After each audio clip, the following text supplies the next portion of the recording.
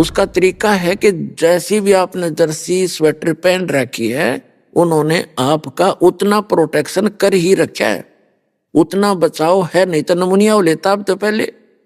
उसका इलाज ये नहीं है कि जर्सी और स्वेटर निकाल के फेंक दे, उसका तरीका ये है कि कंबल और ओढ़े या कोट पहन ले, और घनी सर्दी हो तो आग बाल के सेके, ताप प्राप्त करे या रजाई ओढ़े।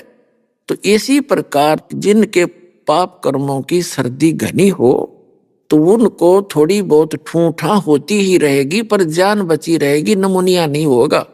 और जब स्वेटर जर्सियां निकाल के फेंक दी तो मां मूर्ख हो तो और जल्दी मरेगा। तो इस प्रकार इस ज्ञान को आधार बना के भक्ति सफर को तय करो, डगमग ना होना। क्योंकि दास का उद्देश्य है आपको पहले तो इस ज्ञान से परिचित कराऊं और इस समाधान और भक्ति विधि से परिचित कराऊं कि इस विश्व में, इस दास के अतिरिक्त धरती पर 21 ब्रह्मांड में भक्ति मार्ग नहीं है और ज्ञान नहीं है। जब यहां भी आपको लाभ नहीं है तो उसके दो कारण हैं। एक तो ये है आपके जो पूर्व जन्म के पापों की सर्दी ज्यादा है, और उसका प्रोटेक्शन यही है कि सिमरण बढ़ा और दान धर्म भी बढ़ा और डगमग ना हो, लग्या रहे, इसी ये ठीक हो जाएगा। दूसरा कारण ये है कि आप कोई गफलत कर देते हो, आपका कनेक्शन कट गया होगा, पुनरुपदेश लेवे, अपनी गलती स्वीकार करे, भविष्य में गलती नहीं करे। जैसे कनेक्शन कट जाता बिजली का, पावर का, तो वो पावर अपना काम थोड़ी करेगी आपके घर पर, ना पंखा चले, ना मोटर, ना चक्की, तो वो बात बिगड़गी। जो पावर ने काम करना था वो कनेक्शन ने कट गया, तो नाम सुचारू रखना पड़ेगा। तो यहां कहते हैं सतगुरु के दरबार में कमी काहे की ना, अंसा मौज नहीं पावता तेरी चूक चाकरी में। यदि परमात्मा की रजा आप पर नहीं हो रही है तो आपकी कोई भक्ति में, कोई श्रद्धा में कोई कमी है, चूक है, उसको सेट कर और फिर सारा काम ठीक हो जाएगा।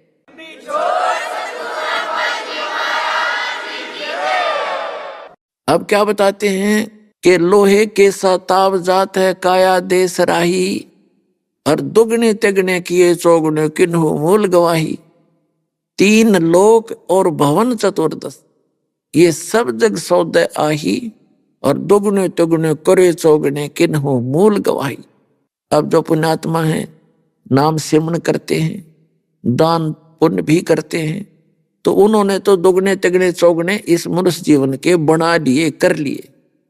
और तो इसके विपरीत कर रहे हैं, सतभक्ति करते नहीं, गलत संतों के फंसे पड़े हैं, और या कति भक्तियां नहीं करते, अपना जो पूर्व का जन्म का संस्कार से प्राप्त है उससे में मस्ती मार रहे हैं, तो वो अपना जीवन नाश कर रहे हैं मनुष्य का। फिर क्या बताते हैं, जब आप संसार छोड़कर जाओगे वहां पर यम के दूत ले जाएंगे आपको पकड़कर, जो भक्ति नहीं करते और जो सत भक्ति करते हैं परम संत से, पूर्ण परमात्मा की, तो वो जाएंगे जहाज में बैठ के, विमान में बैठ के। कबीर साहब कहते हैं आए हैं सो जाएंगे, राजा रंग फकीर, एक सिंहासन चढ़ के जाए, एक बंधे जात जंजीर। मृत्यु तो सबकी होगी डेफिनेट, लेकिन उस मृत्यु में गणांतर होगा। एक तो जहाज में बैठ के जाएंगे परमात्मा के विमान में, और एक अपराधी की तरह यम के दूत, जैसे पुलिस वाले बांध कर ले जाते हैं, पकड़ कर हथकड़ी लगा कर ले जाते हैं, ऐसे बंद कर जाएंगे, तो बहुत अंतर हो जाएगा। तो क्या बताते हैं परमात्मा कि वहां जब धर्मराज के दरबार में आप जाओगे तो वहां वो धर्मराज आपसे पूछेगा कि भी जिस दिन तू यहां से गया था मानव शरीर प्राप्त करके, आपको कितना सतर्क किया था कि भाई पहले बहुत गलती करके आए हो तुम, मनुष्य जीवन प्राप्त करके भक्ति ना करी, अन्य क्रियाओं में जीवन नाश करके आगे तुमने बहुत पशु पक्षियों के शरीर भोगे, और अब के ये गोल्डन चांस है, एक स्वर्ण अवसर होता है मनुष्य जीवन का और भक्ति करना। और आप भी कह रहे थे जी बस इब के पीछे गलती बनी सो बनी, आगे नहीं करेंगे। फिर वापस जाकर जब धर्मराज के दरबार में ये खड़ा होता है, इसका अकाउंट होता है भले और बुरे का, पुण्य और पाप का, भक्ति का, तो उस समय इसका वहां पर थैला खाली होता है और भक्ति वाला और पापों वाला फल होता है। तब धर्मराज उससे पूछता है, भले मानस, ए भली आत्मा, जब आप यहां से गए क्या वचन देकर गए थे? और जब माँ के गर्भ में ये प्राणी होता है बच्चा, 100 बार याद करता है भगवान को दिन में, हे परमात्मा इस नरक से निकाल दे, हे भगवान आपकी भक्ति किया करूंगा। क्योंकि माँ के गर्भ में इस बच्चे को पूरी चेतना होती है अपने पहले और पिछले जन्मों की, और आने वाले जन्म में जो भी कष्ट उसको उठाने हैं। तो ये वो बार बार कहता है, भगवान पीछे गलतियां बहुत करी मैंने, अब के आपने दया करी है मनुष्य जीवन, एक तो मेरा शरीर स्वस्थ ज्यों का तो बाहर निकला है, कई तो बच्चे वहीं मर जाते हैं गर्भ में, उसकी और नाड़ उलझ गए, कोई और किसी कारण से रोगी होके मर जाते हैं, उनका इतना ही संस्कार बकाया होता है। तो कहते हैं फिर परमात्मा से वहां तो अर्ज करता है, मुझे बाहर निकाल और आपकी भक्ति किया करूंगा। बाहर आते ही भूल जाता है, तेरे को सपने में भी भगवान याद नहीं आता। तो ये क्या कहता है जी, बाहर आते ही हमें भूल पड़ जाती है, पता नहीं भगवान की कैसी माया है जिस कारण से मैं भक्ति नहीं कर सका। तो परमात्मा उसकी वो फिल्म चलाता है, वो वीडियो ऑन कर देता है, कोई ना कोई भक्त, कोई बहन, कोई रिश्तेदार, रिलेटिव, नाती उसको समझा रहा है कि भाई भक्ति कर ले, मनुष्य जीवन बार बार नहीं मिलता। और सुअवसर प्राप्त हुआ है विश्व में आज के दिन सतलोक आश्रम के अंदर, चल तू नाम ले ले। क्योंकि पहले भी परमात्मा आते रहे हैं, जैसे परमात्मा कबीर जी बताते हैं, चारों युग में संत पुकारे कूक कहा हम हेल रे, और हीरे माणक मोती बरसे ये जग चुगता ढेल रे। प्रत्येक समय में परमात्मा कोई ना कोई परम संत रखता है, और उसकी बहुत महिमा भी होती है, बहुत से सुख भी होते हैं, और स्वयं भी परमात्मा आते रहते हैं। लेकिन हम भक्ति ना करके कोई तो काना पे टाल देता है, फिर देखेंगे अब अभी कोई भक्ति का समय थोड़ा ही हुआ है, अभी तो हम जवान हैं, बुढ़ापे में भक्ति करेंगे। बुढ़ापे में भक्ति कर ली जी जानेगा, जिसे बुढ़ापे में भक्ति करोगे, कदे आंख बनवानी, कदे सिर में दर्द, कदे दांत निकलवाने, कभी सारा शरीर कमजोर हो जाता है, बुरा हाल हो जाता है जीव का। कहते हैं जिनको बचपन से ही भक्ति मिल रही है उनकी तो पुनों का कहना ही क्या है।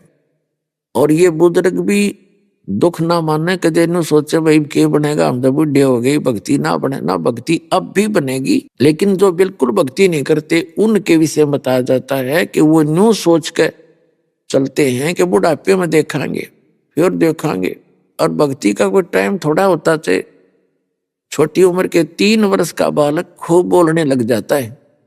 वेद में भी प्रावधान है कि 3 वर्ष के बालक को परमात्मा के नाम की शिक्षा पर लगा देना चाहिए। तो हम 3 वर्ष के बच्चे को प्रथम मंत्र दे देते हैं, उसके शुभ कर्म बनने शुरू हो जाते हैं। जब तक वो बालक 3 वर्ष का होता है, बेटा या बेटी, तब तक वो उसका प्रारब्ध और उसके माता पिता के द्वारा किए गए संस्कार जो भक्ति कर रहे हैं उनसे उनको राहत मिलती है, उनके पुण्य कम नहीं होते, परमात्मा का विधान अनुसार उनकी रक्षा होती है उन माता पिता के कारण। और 3 वर्ष का बालक जब हो जाए उसको नाम से जोड़ देना चाहिए, और उसके फिर साथ में परमात्मा दया करेंगे। और छोटे बच्चे की सभी जो गलतियां भी अक्षमा होती हैं। और जब बच्चा द्वितीय मंत्र प्राप्त कर लेता है 8 वर्ष के बाद, अब हम पहले 10 वर्ष में देते थे, 8 वर्ष का होते ही हम सतनाम दे देते हैं,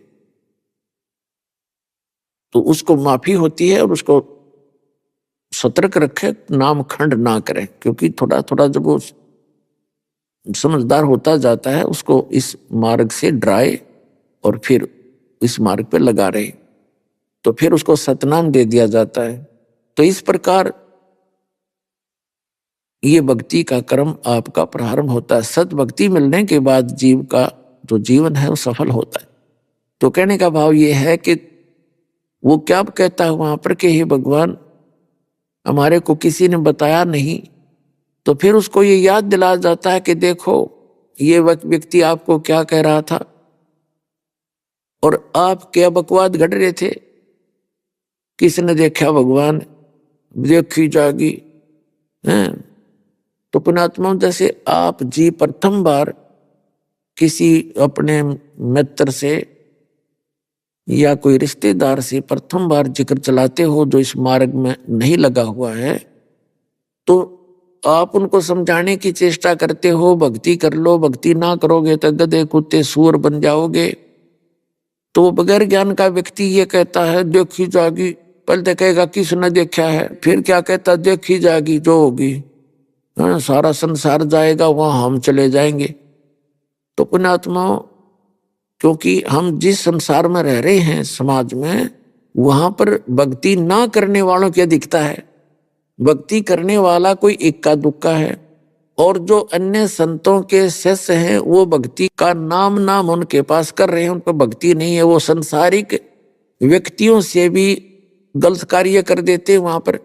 तो आम समाज इस बात से दुखी हो जाता है कि ये नाम ले रहे, बीड़ी ये पीवे, शराब ये पीवे हैं, और सारा ड्रामा न्यू का न्यू, ब्याह शादी में सारे काम करें, तो भक्ति में बिना भक्ति में अंतर के रह गया। तो इससे भी समाज इस भक्ति से दूर होता चला जाता है। तो फिर वो क्या कहता है कि किसने देखा है, और फिर नो को देखी जाएगी जो होगा, सबके साथ होगा, हमारे साथ हो जाएगा। अब फिर गधा अपने पास से क्या देखेगा तू, फिर तो कुमार देखेगा, ढाई मन का बोरा कट पे मारेगा लठगट्टियां पे। तो देखना है तो उस आपत्ति के आने से पहले देख, और परमात्मा के वचनों पर विश्वास कर, ताकि तेरा जीवन कल्याण हो। तो उस समय तो ये कह रहा था वो व्यक्ति, जब अब धर्मराज के पास खड़ा है और किसने देखा देखी जाएगी, तो उस समय वो एक बहाना मिलाता है कि हे भगवान, मुझे पता ना लग गया, हे परमात्मा मुझे किसी ने बताया कोई नहीं भक्ति कर ले, मुझे ज्ञान नहीं था, रहते ये पता नहीं कैसे पत्थर पड़े बुद्धि पर। तब उसका वो वीडियो चला दी जाती है, वो दोनों बतलाते दिखाई देते हैं, और आप क्या बोल रहा होता है, तब वो नीची गर्दन कर लेता है। तब धर्मराज कहता है चल बन गधा। तो पुण्यात्माओं, परमात्मा कहते हैं आछे दिन पीछे गए, गुरु से किया ना हेत, अब पछतावा क्या करे, बिरा चिड़िया चुगी खेत। तो समय रहते लाभ उठाने से ज्यादा लाभ होता है। अभी जो दूसरा प्रसंग ये था कि कोई बूढ़ा बुजुर्ग वृद्ध व्यक्ति, बहन माता व्यक्ति, कोई ये ना सोच बैठे कि भी हम तो बूढ़े हो गए और अब क्या बनेगा। देखो उनके लिए बहुत बड़ा, उनके लिए भी गोल्डन चांस है कि जो जीवन गया वो तो बाढ़ में गया, उसका तो उसमें तो पाप पे पाप इकट्ठे करे हैं, पुण्य तो हुआ ही नहीं। फिर भी अब ये सोचकर, जैसे एक उदाहरण देता है दास, एक समय एक गांव में सत्संग कर रहा था ये दास। पहले गांव गांव में जाते थे, 3 दिन वहीं उनके घर पाठ करते थे, 3 दिन सत्संग सुनाते थे माइक स्पीकर लगा के। जिनके हम सत्संग कर रहे थे उनका पिता उस समय लगभग 60-70 वर्ष का हो चुका था, 65 के आसपास। तो वो सत्संग के विरोधी था, उनके घर में सत्संग हो गया, वो दूसरे लड़के के घर में रहता था।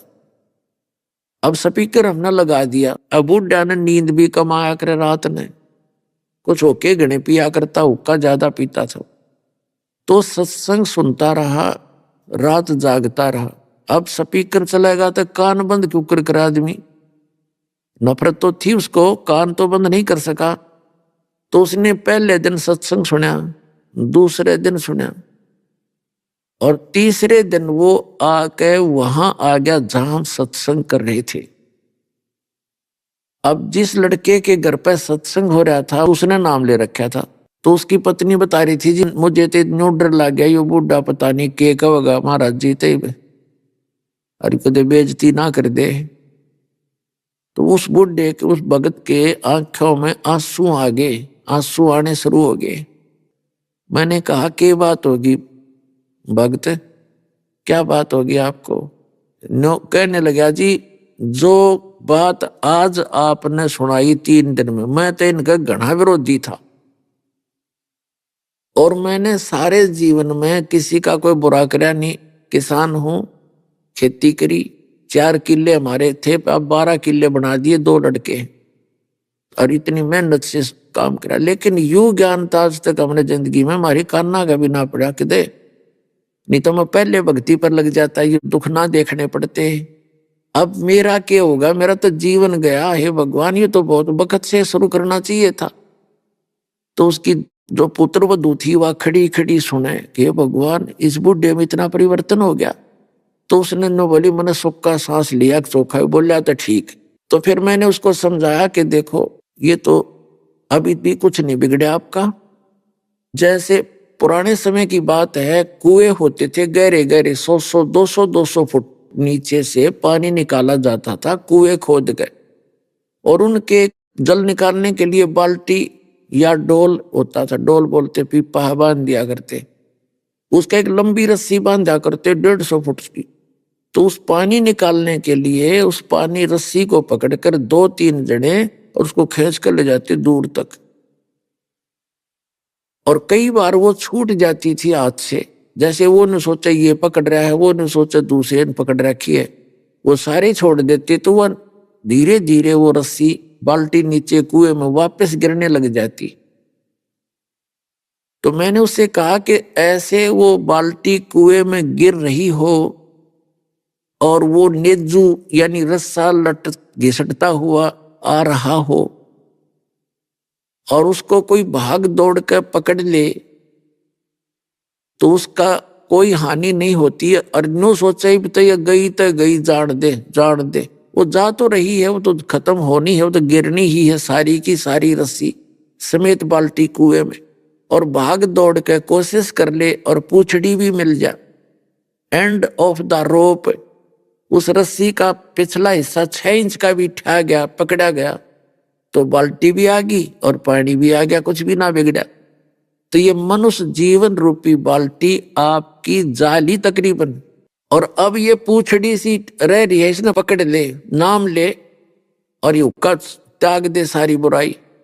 ने बोला जी हुक्का हुक्का पीऊं और कोई बुराई नहीं मेरे में, शराब भी नहीं पी कभी जीवन में और किसी का बुरा सोचा भी नहीं। मतलब ही तो आपको ये घर बैठे मार्ग मिल गया, न ऋषियों न मिला, न सिर पे टिक लिए सारे पुण्यात्मा थे। बैटरी चार्ज थी आपकी, वो डिस्चार्ज होगी, खत्म होगी, आपने कुछ नहीं किया, आपका पूर्व का संस्कार मिला और अब आप शुरू कर दो। उसने भक्ति शुरू कर दी, 10 साल और जिया वो, 12 साल, और खूब भक्ति करी, सारा शरीर स्वस्थ आखिरी दम तक।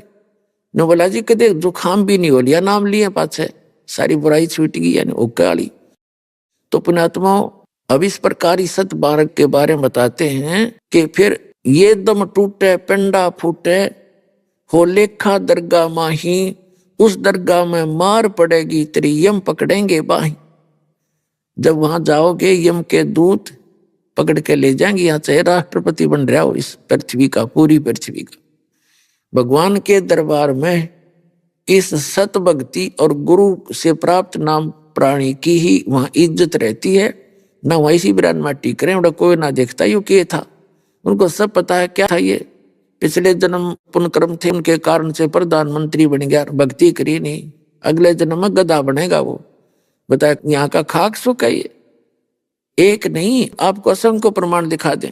कबीर साहब कहते हैं, कबीर हरि के नाम बिना ये राजा रसब हो, और माटी लदे कुमार के, फिर घास ना नहीं रह कोई।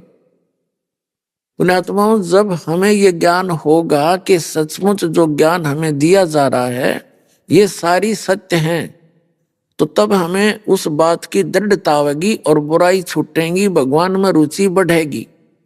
आपको एक थोड़ी सी झलक दिखाते हैं कि जो भक्ति भी कर रहे हैं और पूर्ण परमात्मा की भक्ति उनको मिली नहीं, और जैसे जिस स्तर की वो साधना करते हैं और सच्ची लगन से करते हैं, फिर भी उनके जन्म और मृत्यु का यो दीर्घ रोग नहीं कटता। और हमारा उद्देश्य है इस परमात्मा कबीर जी का, जो हमारे सब के मालिक हैं, पूरे विश्व के सभी प्राणियों के वो एक ही मालिक, एक ही मात्र परमात्मा हैं, हमारे पिता हैं, हमारे जनक हैं, हमारे दुख में दुखी होने वाले वही हैं। तो उन्होंने ही आकर के हमें ये ज्ञान दिया है कि जो ये सत भक्ति आप नहीं करोगे, जो मैं बताने आया हूं, परमात्मा कहते हैं कबीर जी, उसके अतिरिक्त आप किसी भी सतर्की से सच्ची लगन से भक्ति कर रहे हो तो भी आपका जन्म और मृत्यु का रोग नाश नहीं होगा। जैसे श्रीमद् भगवत गीता अध्याय नंबर 2 के श्लोक नंबर 12 में, अध्याय नंबर 4 के श्लोक नंबर 5 और 9 में, गीता अध्याय नंबर 10 के श्लोक नंबर 2 में गीता ज्ञानदाता कहता है कि अर्जुन तेरे और मेरे बहुत जन्म हो चुके, तू नहीं जानता मैं जानता हूं। फिर गीता अध्याय नंबर 8 के श्लोक नंबर 5 और 7 में ये कहता है कि मेरी भक्ति कर और युद्ध भी कर और मुझे ही प्राप्त होगा, तू चिंता मत करे, शोक ना करे। फिर गीता ज्ञानदाता से अर्जुन ने पूछा 7वें अध्याय के 29वें श्लोक में कि आपने 29वें श्लोक में जिस तत्ब्रह्म के बारे में बताया है, जो व्यक्ति जरा और मरण से छूटने का प्रयत्न करते हैं, यानी जरा माने बुढ़ापे का कष्ट और मरण माने मृत्यु, तो वो उस तत्ब्रह्म से परिचित हैं, सारे अध्यात्म ज्ञान से परिचित हैं और सभी कर्मों से परिचित हैं, वही प्राणी उस जरा और मरण के संकट से छूटने का प्रयत्न करते हैं। इस संसार की किसी वस्तु की वो डिमांड नहीं करते, इच्छा नहीं रखते। तो अर्जुन ने 8वें श्लोक में गीता में पूछा कि किम तत्ब्रह्म, वो तत्ब्रह्म क्या है। 8वें अध्याय के 3रे श्लोक में गीता ज्ञानदाता ने उत्तर दिया कि वो परम अक्षर ब्रह्म है। अब गीता ज्ञानदाता अध्याय नंबर 8 के श्लोक 5 और 7 में अपने विषय में बताता है कि मेरी भक्ति कर, मुझे प्राप्त होगा, इसमें कोई शंका नहीं, लेकिन युद्ध करना पड़ेगा। अपना मंत्र बताता 8वें अध्याय के 13वें श्लोक में कि ओम इति एकाक्षरम ब्रह्म व्यवहारण मामनुसमन यह प्रियाति तदम देहम सयाति परमाम गतिम। मुझ ब्रह्म का, गीता ज्ञानदाता ये ब्रह्म है, श्री कृष्ण जी प्रवेश करके बोल रहा है। मुझ ब्रह्म का केवल एक ओम अक्षर है और कोई मंत्र नहीं है।